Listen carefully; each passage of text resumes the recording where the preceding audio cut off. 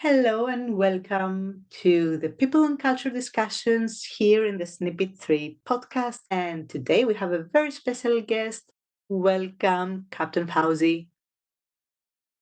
Welcome. Thank you, Joanna. Thank you. Nice to meet you here, and thank you for having me. From an HR perspective, what needs to be in place beyond, policies and training for crew to feel psychologically safe enough to speak up without the fear of retaliation?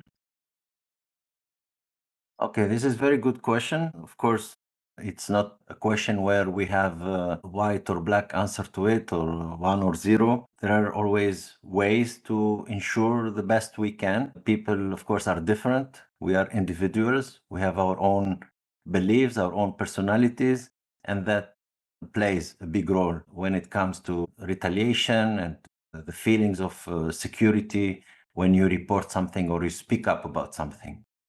However, what we can do from HR perspective is to ensure that we have mechanism in place. So if you think of yourself as a seafarer, or if anyone is listening is a seafarer or was a seafarer before, you know that on the ships there is a bit of a strong hierarchy. So it's there for a purpose. Mainly is the safety and the efficiency of operations. And of course, the ship operations are very critical, so they require certain discipline. However, that discipline can be sometimes an obstacle when it comes to speaking up and saying your opinion without fear of retaliation. For my opinion and from my experience, the best way to avoid that is to allow people to speak anonymously.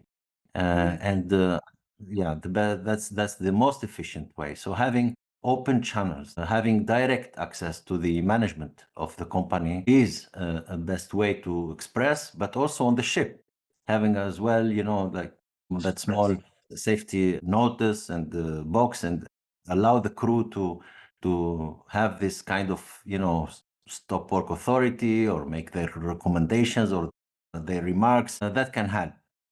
That's one way of doing it. The other way of doing it is, of course, something that our shipping and maritime industry has been working on for many, many years, which is leadership. Working on leadership, improving the leadership styles, and certainly helping the leaders on board the ship and in the offices to understand what are the best ways to handle this kind of opinions and criticism, or whether they are justified or not justified, and how to listen more than what we used to do to give instructions and give orders, especially on the ship when it comes to relation between people and their ranks and their positions.